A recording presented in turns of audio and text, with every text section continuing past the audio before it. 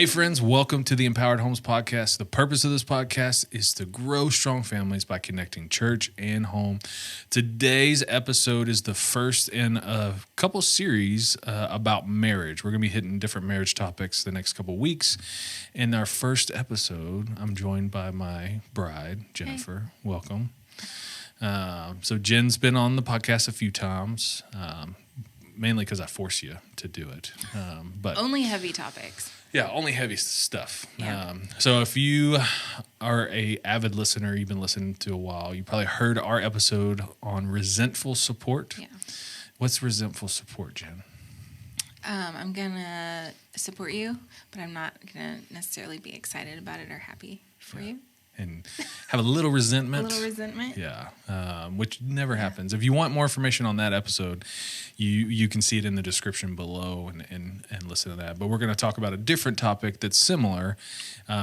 We've been hitting on these like sneaky threats that cause conflict. So resentful support is one of those sneaky threats. Yeah. Today's topic is another sneaky threat that not many people ever talk about in marriage. Yeah. But before we jump into that, what we're going to do in this series is each couple, since it's just us, we're going to answer some questions. But the next couple episodes, we're going to have couples that come in, and we're going to ask them these exact same questions just to see what the answers are. You don't know the questions. Okay. No. So are you sure? Yeah. Okay, so I'm going to put you on the spot. Okay, great. I'm so excited.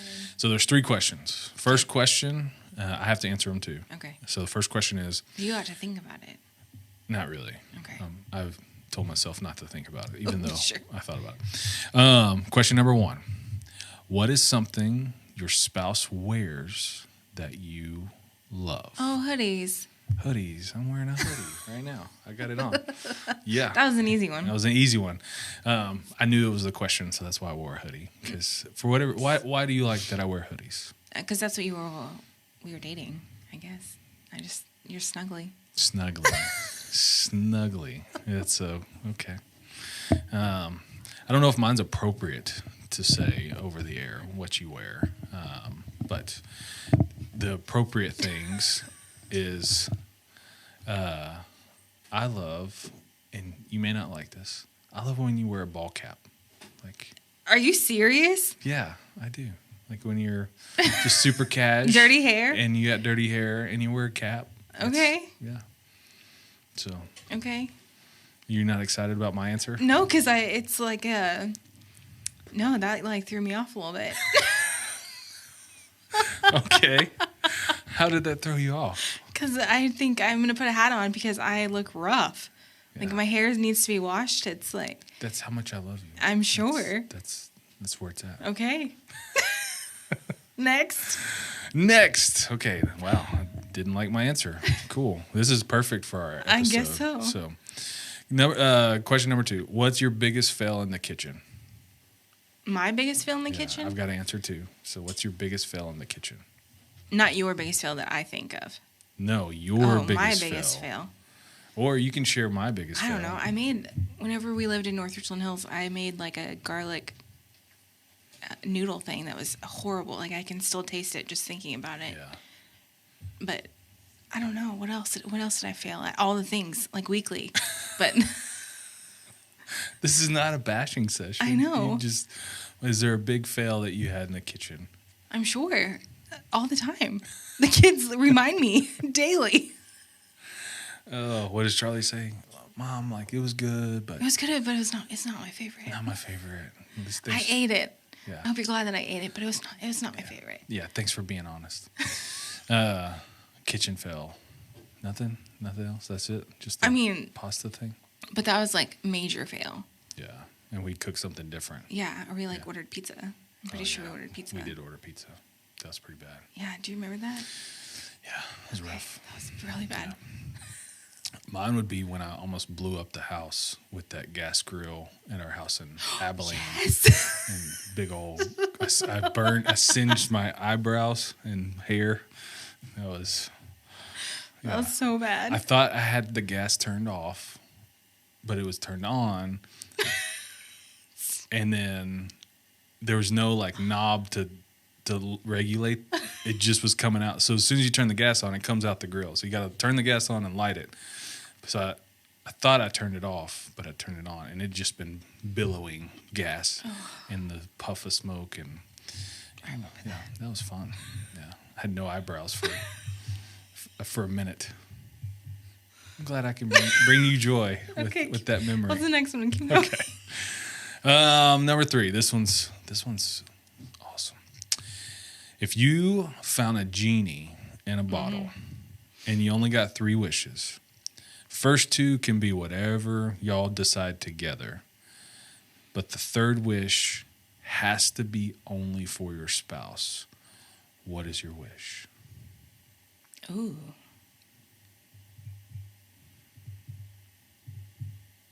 I don't know. Only for you. Only for me. Ooh, all the boat funds and kayak funds and fishing funds and hunting You funds. can only do one thing. Oh. What would you buy or get with the genie? And get your body fixed. My body fixed? Your shoulders, and your hips, And my back. and your back. Because I'm an old man. Yeah. Okay. Yeah. I'll take that. Okay. That'd be awesome. Could sleep at night. Yeah. That'd be amazing. Yeah. Wow. Okay. Yeah. All the football injuries. Yeah. Get all those fixed. And I just wake up. And you'd healed. wake up new. Wow. Look, I thought of Nice. That was pretty. I thought you were gonna say like land or something. you. Oh, I mean, we can do land. I'd but- stay broken for land, but being healed would be nice. Yeah. That was good. What would I get for you if I had a genie? I would get you like a personal servant to do the little things that just drive you crazy. Just to wipe down the countertops. Yeah, just the little stuff. You don't even have to ask them to do it. They just do it? They just do it. They just drive you crazy. Yeah. Or the socks in the living room, or the shoes all around, Yeah. or going and doing quick errands, or Yeah. Thank you. there you go. I appreciate that. See, I didn't do anything, but now I feel like I got brownie points Yeah. for no reason. The Yes. thought that counts. So those are our 3 questions we're going to ask all the couples. Should be interesting. We'll see how they do. I think we did good. Yeah. What do you think? Is I that think good? so. Yeah. Okay. All right. So our topic, we'll spend a few minutes. So we talked about sneaky threats that cause conflict. Resentful support is a big one. It's like, hey, I know you have to travel for work, but I'm going to resent you for it and make you feel guilty for it. Or, hey, I know you want to really do this thing, but I'm going to make you feel bad. So resentful support, we see it all throughout marriages. I really want to encourage you and support you in whatever you're doing, but at the same time, like, I'm really not happy about it. Mm-hmm. So this one, sneaky threat, is called Assumed Letdown. So Assumed Letdown is, I'm going to ask you something, but because of so many different variables, I'm just going to assume you're going to fail me. Mm-hmm. But I'm still going to ask you because I feel like it's what I should do. Or the flip side is I'm going to ask you knowing you're going to fail, and I'm going to be mad at you. Yeah. So assume letdown. Here's some examples. So we'll say Shelly and Frank, not us. Shelly doesn't want to ask Fred, not Frank. Shelly doesn't want to ask Fred to get groceries because she assumes he's going to mess everything up. Mm-hmm. Fred doesn't ask Shelly to take care of the phone bill because she's going to forget, just like last time. So this sneaky threat gets into our marriage, and we don't ever talk about it. And so I want us to talk about it and then kind of give some tools for what to do in your marriage when it plays itself out. So, Jen, what's an example in our marriage of assumed letdown? I just need to preface that we've already talked about these. Yeah. So we've already gotten them out. You're not really throwing me under the bus, but you're kind of throwing me under the bus because you already told me. Yeah. No. Which one do you want first? What do you go ahead? Okay, so I guess specifics would be like if I'm making dinner and the dryer goes off and I pull the laundry out, throw it on our bed, go back to make dinner, and I'm like, hey, can you please fold the laundry? And I am done making dinner and it's time to eat and you're still in the living room with the kids and you haven't folded the laundry. In my head, you just like didn't even care what I said, but I wanted you to get up at that minute when I asked you. Because by the time I was done with dinner, I wanted the laundry done also so that I could clean the kitchen and just be done with the day. Yeah. example number 1. Number 1. So I chose to play with our children and be a good dad. Jeez. And but in that scenario, like when you asked me to do the laundry, you already had an assumption that I was not going to do it. Yeah. Because I didn't, and like thinking about it, like I didn't give you enough time to do it. Yeah. Like I couldn't even fold a load of laundry in 4 minutes, and put it away. So I was setting you up for failure. Yeah. But wanting your help. Can I share an example? Yes, because I have more. So one for me, you ask or text like, hey, I'm going to the grocery store. What's something you want? Early on, I would give you a list, but over time it was like, there's no point in me telling you what I want because it wasn't on your original list. Mm-hmm. You're not getting it. Mm-hmm. So I stopped asking. If it doesn't match the meal plan. Or the meal plan, like half and half. Like you would always ask, hey, is there anything, I'm going grocery shopping. Like, hey, half and half. That was a big one for us. And then it just wouldn't happen. And I would stop. When you text me, I would just say no because I'm just assuming you don't care about, you just being nice. You're just asking me being nice. You don't really care. You're not going to get it. But the reality is, and we'll talk about like the reality of the situations, it wasn't on your original list that you walked in with and you never wrote it on the list. Mm-hmm. And so it wasn't intentional, but for me, it was like, oh, she doesn't care about me. So why would I give her something to get me? Mm-hmm. So I'm just assuming the letdown's going to happen. That's a small one. What's another one yet? What else? You want to talk about the garage door? Sure. Let's talk about the garage door. Okay. So backing up, somebody went through our garage like a week and a half ago in the middle of the night. So I'm a little paranoid now that the garage door, the little man door, swinging door, is open. So from our bed, I can see through the living room window to the garage, and the light is on, and the door is open at 9 o'clock at night. And I said, hey, Bobby, did you know that the garage door is still on? And you're like, oh, yeah, I'll go close it. And then I close my eyes, and I'm about to fall asleep, and I open them, and the light is still on, and I can see that the door is open. So I asked, should I go close it, thinking you're about to fall asleep too? And then you got angry with me. Because it was like 37 seconds. But I was about to fall asleep, and I needed you to do it right now. Yeah. But it wasn't because of the garage door necessarily, the paranoia.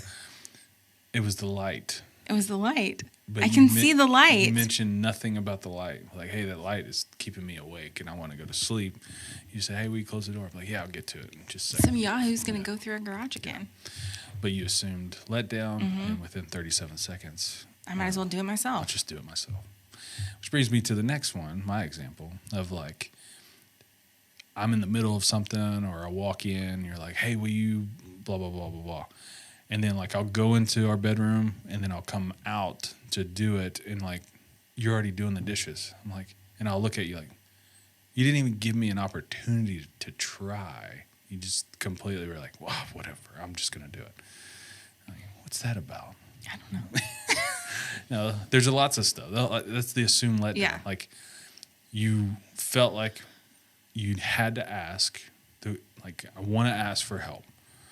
But in the back of your mind, because of so many different variables, you assumed it wasn't going to happen, so you just did it yourself. And I think that's the heart of assumed letdown, and why it's so sneaky and why it's so frustrating is because we're trying to communicate. We're not fully communicating. But for whatever reason, these external variables that we'll talk about in a second, like I'm not saying what I'm really wanting to say, and it looks like this implosion happens around us. I get frustrated. You get frustrated with me, and it causes even more conflict and the tension. The kids see it, and so I think that's why it's so sneaky. We'll talk about tools how to manage it, but I think before we do that, the abuse of assumed letdown too can be just as damaging. Yeah. So I've seen this in other men that I've talked with that have said, I purposefully do a terrible job with the dishes so that my wife doesn't ask me. Like, that is just as damaging as assuming the letdown. Yeah. You're manipulating the Right. situation. I know with women, they do the same thing. Yeah. I don't know if you had an example of women, but Or just like, busting out some tools to act like you're going Yeah. to do something, and your husband comes running because he hears the drill, and you know that he'll just take care of things. Yeah. When, if it was me, I would like you to teach me so I can just do it myself. Yeah. But Yeah. I don't know. So you have the assumed letdown Yeah. that's based off of some variables, and then you have the manipulation of it, of trying to like not do something well. Or even like starting the grill, Yeah. knowing that whoever they don't know what they're doing, Yeah. with the intention that the husband's going to make dinner just because the wife doesn't want to. Yeah. Like, I've seen that before. Yeah. And so it goes both ways. It can cause conflict because there's real assumptions that are happening, but then they cause conflict because you're actually manipulating these things. Yeah. So that if I do such a bad job, or if I fail miserably at this, then she won't ever ask me to do this again. And then I'm scot-free. That's just as damaging. And so we got to be careful on both ends of this. So I think we get the concept. Yeah. I don't want you to throw me on the bus anymore because I know you got like 10 more No, examples. I think those are just recent ones. But it's the tricky part. So husbands, if you're listening, stop acting stupid so your wife won't ask you. And wives, stop manipulating your husbands to get what you want instead of just communicating. So the tools, if you will, that we want to talk about. There's external and internal that has to do with the source of this assumed letdown. First is internally. Like, I think for us, and we've talked about this, like internally identifying the source of why I'm assuming that you're going to let me down. So it could be past experiences, like our water bill. What happened with our water bill? I didn't pay it, and we didn't have any water. So our water got shut off. And so the past experience of that, like, you're not in charge to pay any bills anymore. Right. Because I'm going to assume if I ask you to do anything, you're going to let me down. That's an assumption that I've created based off of an experience. And so I think a lot of times we have different experiences that inform our assumptions, which is normal. I think we have to be guarded and have boundaries and all those things. But in marriage, like, it can cause some serious friction when you're going, like, I'm capable of paying a bill. Yes. I'm not dumb. Right. And so I treat you in such a way that's super damaging. And I think if I can identify the source of where that's coming from, we can talk about the source. I know that. It's been 15 years. Well, I know. I'm just using an example, Jen. You already threw me under the bus for 2 nights ago. But if we can identify the source and you know where I'm coming from, you're less defensive for us to talk about it. And I'm more willing to try to let you do whatever it is again. The other one is parents. Like, if we had interactions with our parents or saw things growing up, or your parents let you down in certain areas. Like, I know for me early on, like, I hate asking for help for anything. And so it took everything for me to let you help me do stuff. Yeah. Just because my childhood, and I just did it all myself and had to do it all myself. And so how you were raised kind of affects your assumed letdown too. But the other one, experiences, how you're raised, but your past relationships, how maybe you were treated in past relationships, how you were treated in well or not well, or what your role was or wasn't based off of that. I think identifying the source internally allows you to be open about those conversations and communicating. 15 years ago, after you failed to do the water bill, like, that was tense for us. Yeah. I was angry and mad. Like, of course, you're just going to let me down just like my mom did. And so it just created this conflict that if we didn't talk about, still would fester to this day. Right? Yeah. Yeah. Anything else on that? To the internal of identifying the source? Anything to add? We have water. We do have water to this day. We've never lost water again, or power, or any of that stuff. Pay your bills. We pay our bills. So identifying the source. The second one externally is identifying expectations. Because I think, going back to the other night where I didn't get up to close the garage and do all that stuff, like you never said anything about the light bothering you. No. So I was just like, it's fine. Like I got an hour to close the but your expectations were, I want to go to sleep because the lights bother me. But we didn't communicate. You never communicated that. Yeah. Until after the fact, right? When I was angry. When you were angry. So I think sometimes if we don't communicate our expectations or time, like go back to, did you ever tell me that how the progress, you put the clothes on the bed, but did you give me any timeline or communicate any of that stuff? No. No. Do you feel You like should you should read my have? mind. Exactly. Do you feel like you should have? Yes. Oh my gosh. Yeah. Yes. Or do you feel Yes. like I should be aware and know?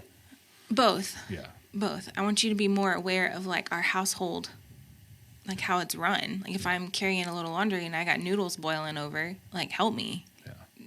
But I ain't eating no noodles. I don't like pasta. But if it's other stuff, like other household stuff that I'm drowning with, I need you to Pay attention. pay attention. But also communicate. But also communicate. I need this done right now. Or, hey, in 5 minutes, do you think you can XYZ? Yeah. Or if I ask you, hey, could you do this, whatever, XYZ, instead of me just assuming the letdown, I tell you my expectations. Yeah. Like, hey, I've got a crazy week. I have no time. Yeah. Would you do this thing for me? It's really important. Chances are you're gonna be like, okay. Yes. Like you're not gonna forget. And I love you. Like I want to help you. Yeah. I don't want Same. I don't want to let you down. Yeah. Same. And I think Yeah. that's the key to all of this is like, because it's so sneaky, like I don't want to let you down. I don't want you to be mad at me for things. You don't. No. Vice versa. Yeah. But it's so sneaky because it happens all the time, and we never talk about it. Yeah. In most marriages, we just kind of put up with it. Most marriages, we just kind of go, and we've like, I have folded laundry mad. Oh yeah. You know, you've done stuff mad, and we just let it go. And it compounds over time. This assumed letdown affects the future. It affects decision making. It affects, like, next time I'm in that same place doing the same thing, I'm mad at my spouse because XYZ. And so that's the key, I think, in all of this, for us to identify the source. For me internally, that's on me. It's not on you to identify the source of my frustration. You could probably tell me, and I could probably tell you, but unless I identify it, I'm still going to be fuming or mad. But if I'm like, okay, like my parents, I had issues, or my past experiences, okay, like unless I identify that, we're still going to be dealing with the same stuff. And then externally, unless we verbally communicate expectations, like we're still going to do the same cycle over and over and over. Yeah. So those are the two keys. So anything else with assumed letdown? I don't think so. Yeah. I think it's a lot. It is a lot. And those listening may be like, man, I get that. I know exactly what you're talking about, but how do I talk about this with my spouse? What advice would you give that person? Go in, like, I don't know, not with low expectations, but but just saying, like, I'm coming to you with this. I don't want you to be mad at me, but I think that we need to talk about this because this is how I'm feeling. I don't know how you're feeling. Yeah. Yeah. To be open about Open it. and Yeah. honest. Yeah.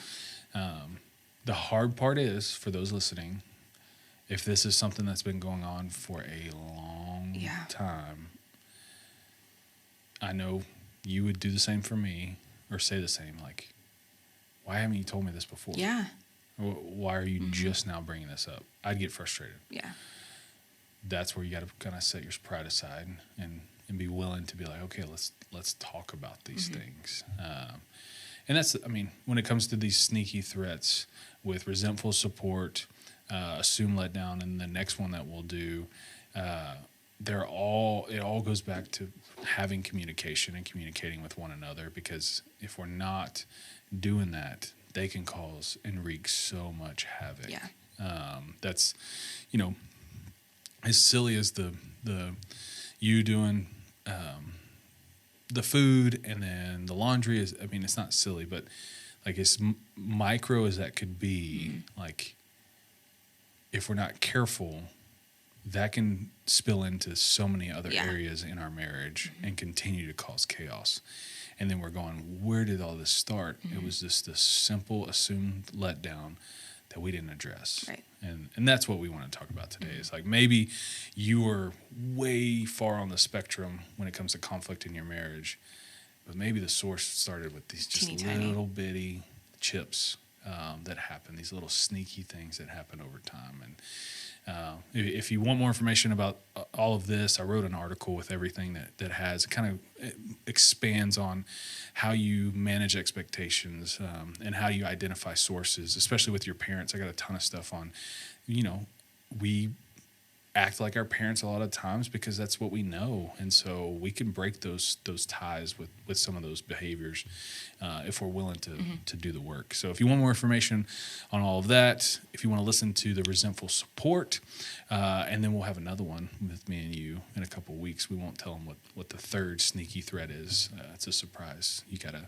tune in for that. But we're going to have more couples that'll be in here. We're going to have more friends. We're going to talk about marriage. They're going to answer these silly questions about what's something your spouse wears that you love. I got to come back and end with this. I also love when you wear long sleeve graphic T-shirts. Oh, yes, that's my heart. I know. Like I hunt around for these long sleeve. Everywhere I go, I'm like, if I can find a long sleeve shirt that Jen would like you have some fishing shirt that I'm wearing one right now. You got one. Yeah, So it's a hunting shirt, I think. Oh, yeah. Anyways, so if you don't like the hat, your long sleeve graphic tees. Okay, I'll take that. Thank you, love. Love you. It was fun. Yeah.